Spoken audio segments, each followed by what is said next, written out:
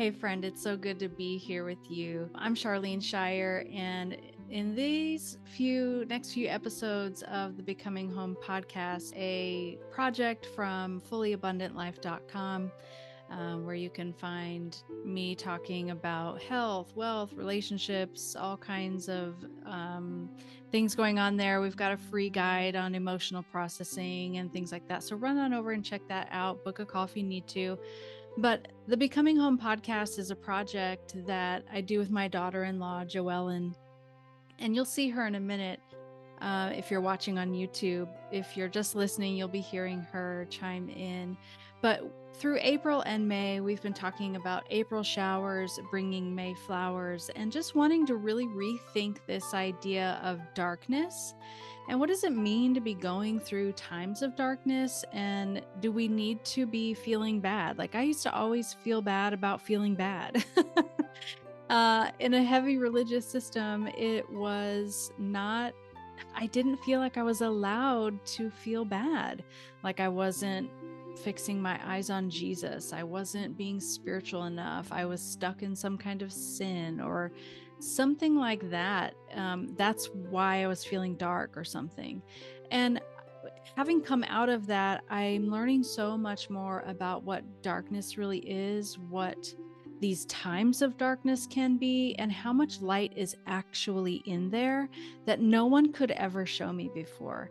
And so we've taken April and May to unpack some of these ideas. And in April, Joellen and I shared quite a few very vulnerable, very personal, dark times that we have faced in the last just handful of years. You know, those moments where it really feels like the shadows are closing in, but there's so much more that can be done in that time than just sitting and overeating, right? And not moving our bodies and getting depressed. These dark times can be super transformational if we let them. We just need to know how to get in there. We need to build up the skills and the tools to navigate through those dark times. Plant solid seeds that are going to grow beauty in the time to come. Like the scripture says, there's weeping now, but there's beauty in the morning, or something like the joy in the morning. That's what it says. So this was a 2-hour long conversation that we've split up into 4 parts. We'll release a part each week throughout the month of May. And it will really just kind of talk you through and help you kind of identify some of those key tools and skills that we can use. But if you're wanting to kind of go back and hear more of the foundation of what we're talking about, I'd encourage you to go back to April's episodes. They are in order, same thing, long conversation that we broke up into parts. So you'll want to go back into April and start with part 1 and work your way forward. But we're all about holding space for real and vulnerable conversations. We're talking about mental health. We're talking about emotional health. We're talking about healing from trauma, embracing different generational perspectives, right? Because my generation dealt with things differently than today's generation does. And so Joe and I are trying to come together and hold space for one another, but we're also trying to hold space for other people who need help kind of navigating some of those dark times and some of that trauma.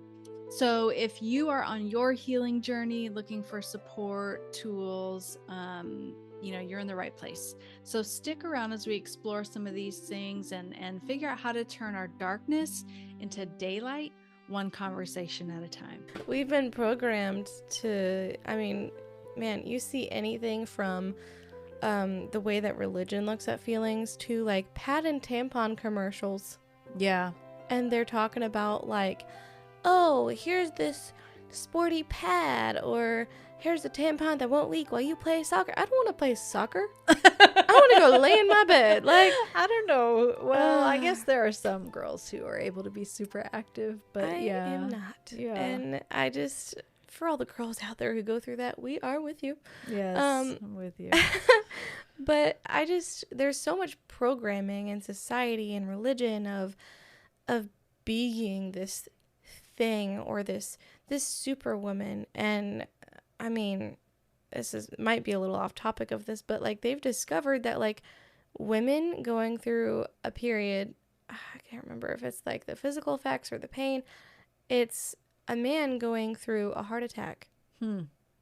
And we don't ask men going through 5-day heart attacks that are externally bleeding to show up to work. By the way, that's just not a thing that we do. We actually put them in for them to be in the hospital, yes. I would think. Yes. So again, like there may not be as much truth in that statement. It's something I found on the internet, and the internet well, it must be true. Obviously so full of truth. But you know, like that's something that someone else was saying that researchers have to whatever. Research it for yourself.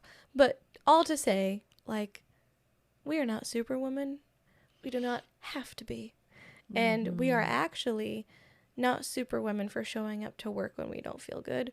We are superwomen for showing up for ourselves when we don't feel good. Like, showing up to work may not always be the right thing for you. You might need to take a mental health day. You might have to take a sick day. You might need to lay in your bed. You like, just let me add more permission to lay in your bed. Like, oh my gosh, because like it's so necessary sometimes. We just neglect ourselves too much, I think. We're taught to. Yeah, it's scary, but again, like, take advantage of the times of the light. Soon as that bleeding stops, like, ooh, let me write down a list of foods I realize now I really wanted. Cheese puffs. Like, yeah, and you know, that's where this whole guide was birthed out of, was, you know, the conversation that you and I had after you were able to kind of calm down a little bit, and you kind of came back into being able to process and being able to think and being able to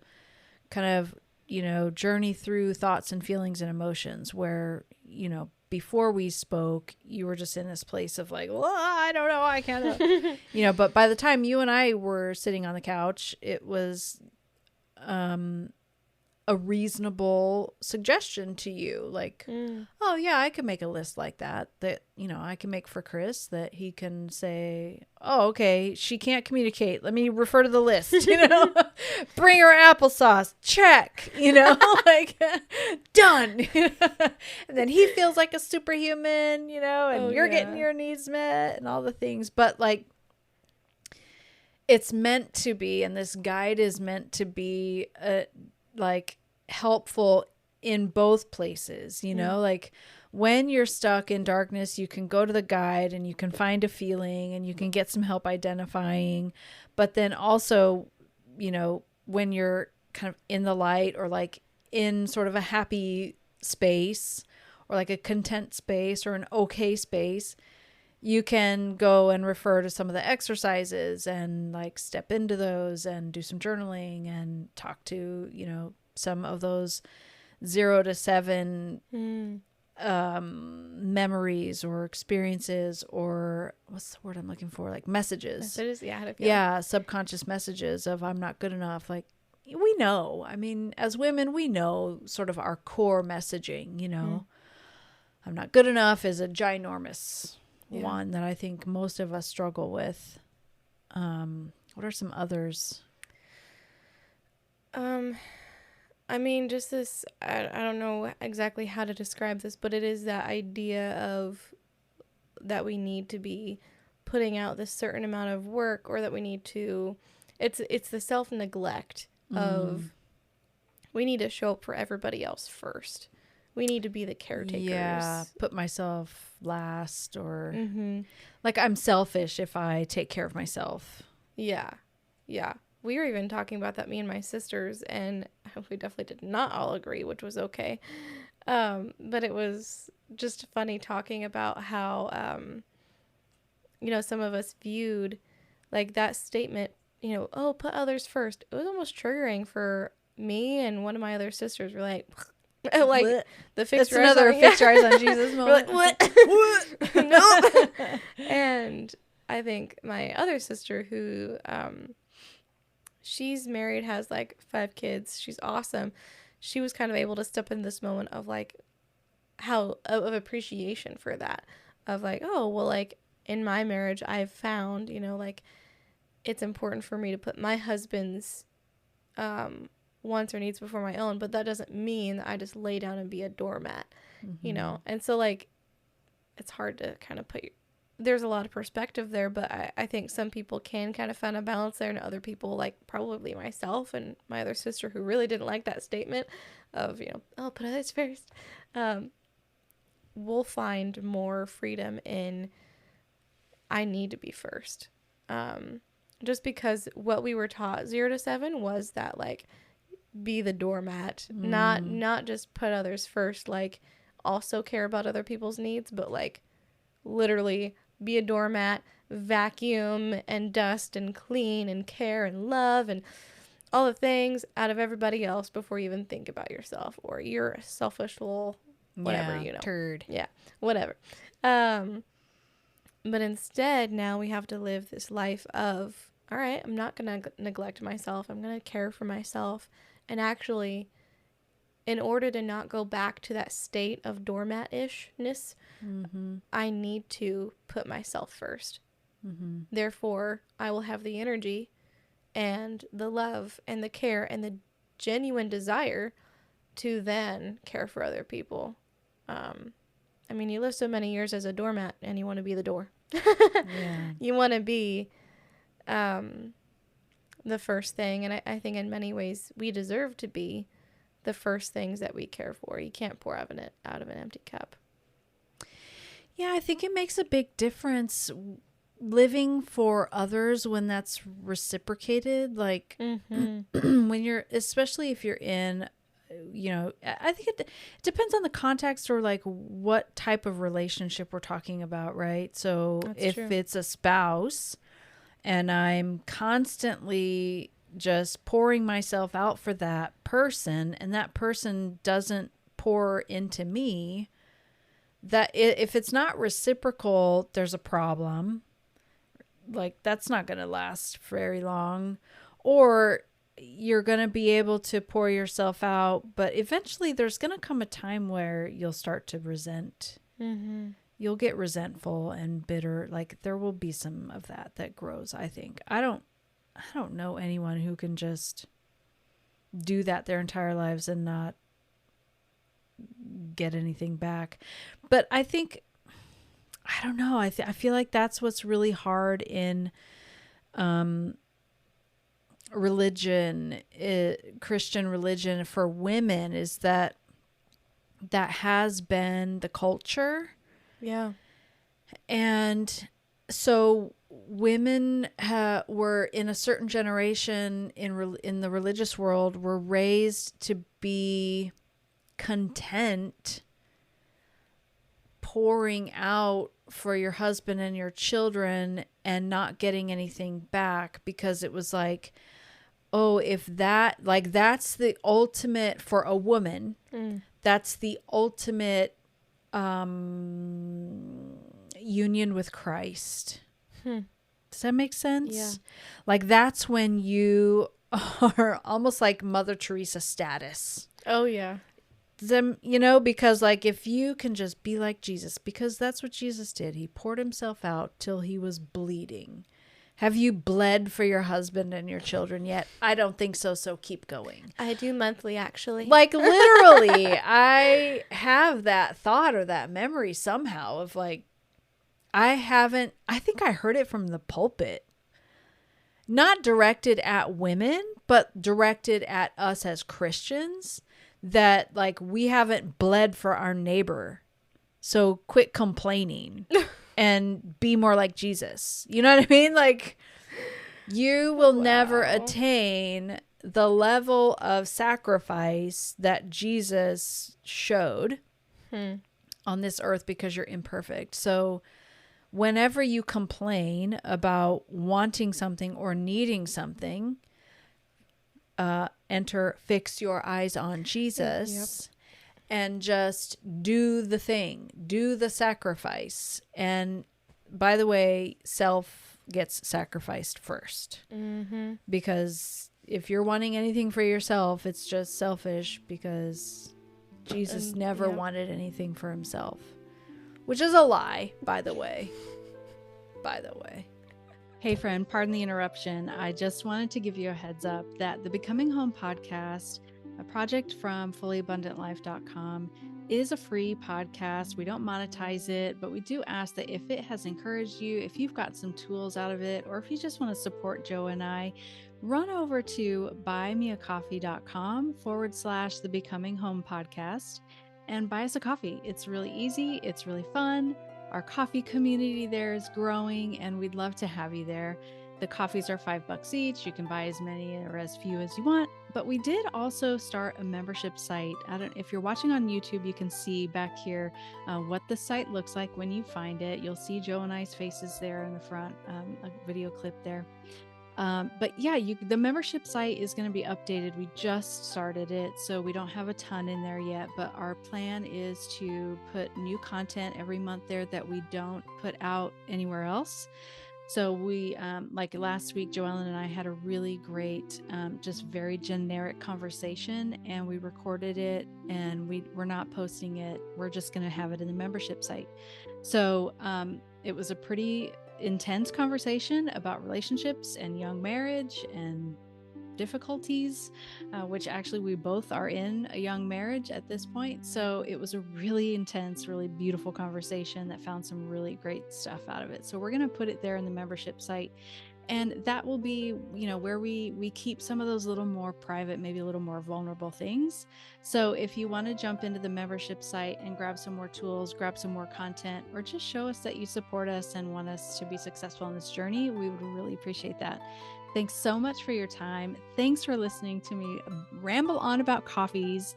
Now back to the conversation. He went off all the time by himself. Yep. Oh, it's so crazy. I don't know who I was talking to. Maybe it was you. I don't know. But I was talking to somebody the other day, and we talked about just the number of times Jesus did just go off and be like, I need to go be with my Father. Like, there were crowds, and I mean big crowds of people who were like needing healing, needing a good word from Jesus. And he said, I need my space. I need to go be with my Father. Jesus didn't even have periods, and he had boundaries. Like, you can do it too. I know, he wasn't even on his cycle, and got to go do it. So that's right. So I can take a day off of work now. Yeah. It's funny. Oh my gosh. I'm sure my boss will love that. It's funny when you were mentioning that earlier about taking a mental health day. I had this thought of like, oh my God, that was never a thing for me. Oh, it's not. It's still not. I feel like it is more today than it was, though. Like, it wasn't even a phrase that existed in our world. That makes sense. A mental health day was not even a phrase. Like, no. I feel like if somebody would have been like, oh, I need a mental health day, someone would like whacked you over the head and like, go drink out of the water hose, you'll be fine. Yeah. It just was not even a concept. And it's at least a concept now. Yeah. And some people employ it, there's some. I have. I'm not going to lie. Like, in the last year, there have been 1 or 2 times, and I'm trying to remember if I felt really guilty. I know, because I remember there's one time where I just couldn't do it. I couldn't do anything. I just had to stay in bed. I don't remember if something specific was going on or what the deal was, or if I just was so emotionally low that I just needed a day off. And I remember having the back and forth conversation in my head of like, no, this is not okay. You're not bleeding, dying, or throwing actually up. Sick. And like, I remember thinking, I can't call my boss or text my boss and say, I need a mental health day. Yeah. Like, I couldn't in my own world, in my own head, that was not an option. I needed to actually be sick. Yes. Oh my gosh. Like, contagiously hacking sick. Must have at least 100-degree fever. Yeah. No, that is exactly. Yeah. I think I still took the day, but I said, I told him I was sick. I didn't feel well. Because like at some point I rationalized myself into, okay, I don't feel well. I think that's where it was. I landed on is that I truly don't feel well. Yeah. It just was a different kind of not feeling well. But I had to like totally justify myself and have this weird back and forth inside my own head of like giving myself permission to, I can't show up for people today. Yeah. Yeah. It's so weird. That's still something I haven't done in my own job yet, and I'm waiting for the day when either I gain the confidence to do it or I have no other choice but to do it, because I'm sure it will come at some point, but yeah, like they have mental health days in school, so why don't I? Mm. And What does that look like? at work? No, you said they have them in school? school? I think so. Maybe not in all schools, but yeah, kids can like have their parents call in and be like, "Oh, my kid needs a mental health day," because like, Well, we know it's an epidemic after the pandemic. It's yeah, like crazy what they're dealing with right now. But so that's probably part of why they exist now, is because of the pandemic. But yeah, it's yeah. Even Jesus knew when to have a mental health day. He maybe only needed a moment. I don't know, but I'm just glad that he took it. And it just shows us a lot of perspective on what's real and what it really is to be human, which is funny because we have all been taught in the church of, oh, he was fully God and fully man, but the man part was sinless and perfect and, totally unrelatable. What does that even mean? And so for Jesus to actually be the one to teach us how to be more human, I think is kind of funny, but also amazing of, oh, he took some mental health time. He took some space. He had boundaries. And while, yes, he was kind, loving, soft, amazing, great, he also turned over tables and brought out whips in the temple when people were like selling things where they were supposed to be worshiping and creating this loving space of relationship with the Father. He was like, this is not here. And like, I don't know, Jesus was all the things. And I don't know. Yeah, I struggle with that sometimes because I don't feel like the Bible gives us very much, or maybe it does, and I just haven't known how to read it, of his humanity. Like, you never see him cussing anybody out. You never see him like, I don't know.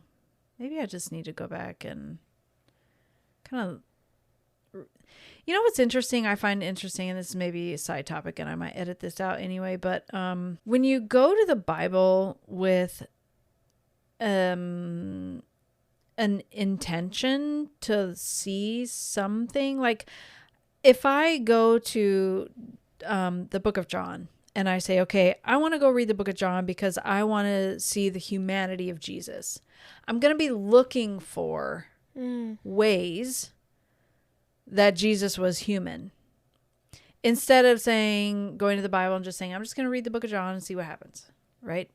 If I take a certain viewpoint that I want to get from it, my brain is going to look for that.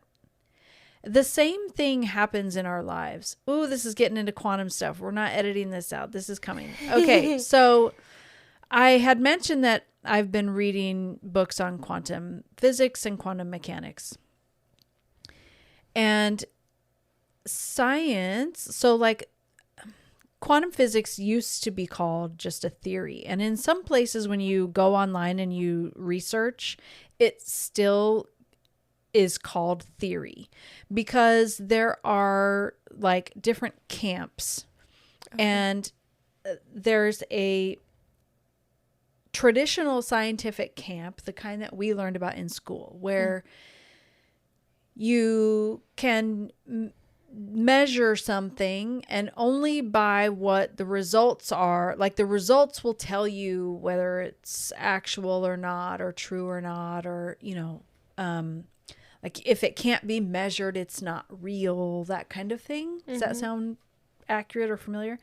It's called, these books I've been reading are calling it scientific materialism.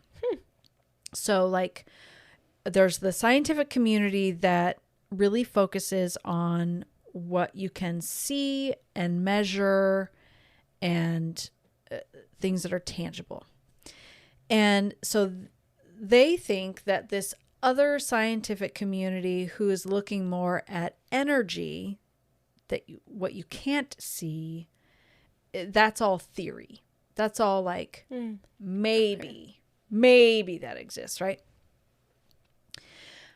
But the quantum scientific community has developed tools, like, because we've advanced so much in technology. I mean, the quantum ideas have been around for hundreds of years. Like Einstein was, like there's all these brilliant scientists of the past that were thinking about this type of stuff and saying, like, if we ever got into really being able to measure and look and discover, like, it's going to blow the world apart.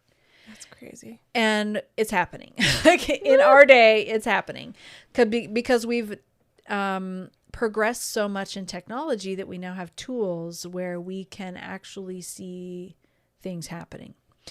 So when I was saying that if I go to the Bible with a thought in mind that something I'm looking for, I'm going to find it.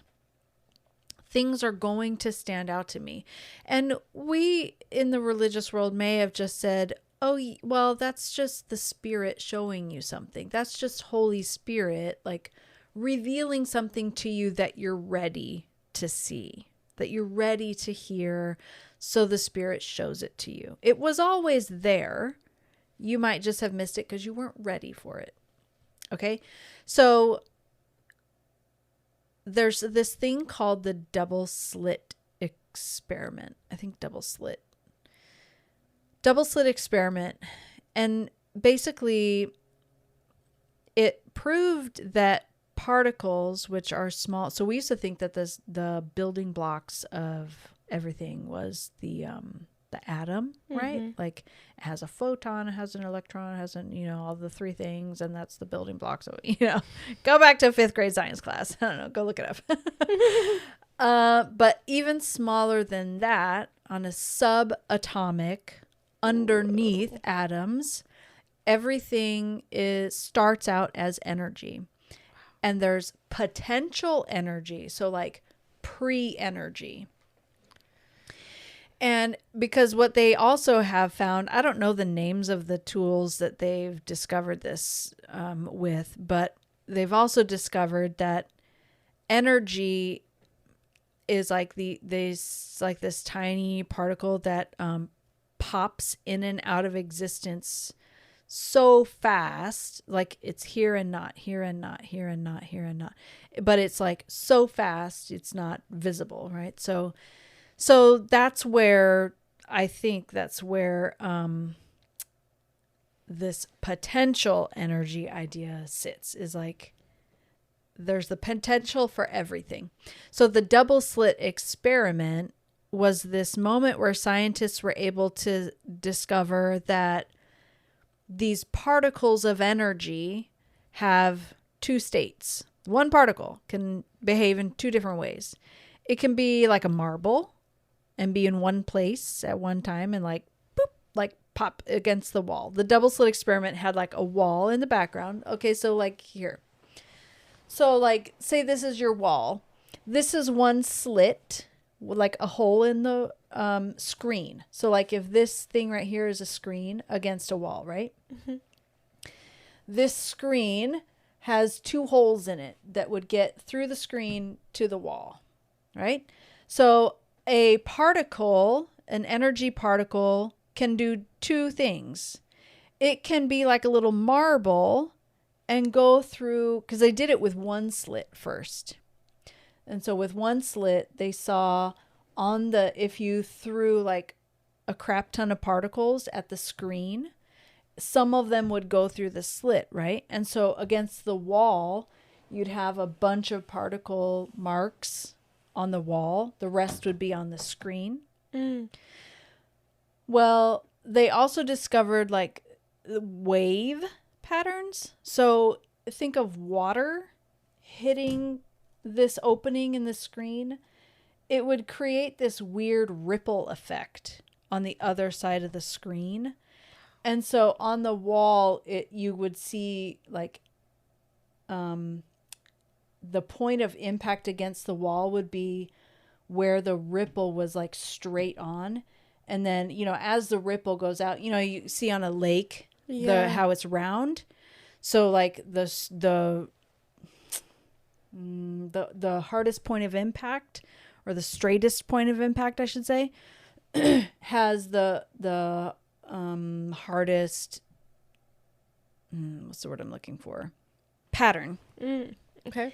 And then, so like, if you think about it as a circle, the further it goes out, the lighter it would become, right? It has less power out that direction.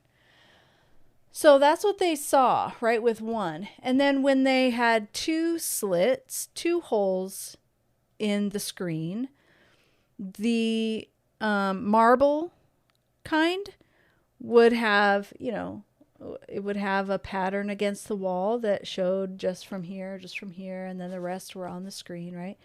But then the wave, it showed 2 points of impact because it had 2 slits. And then where they overlapped on the other side, I'll link a video. This is so cool. Because I feel like I'm still new at learning it, so I am not great at explaining it yet.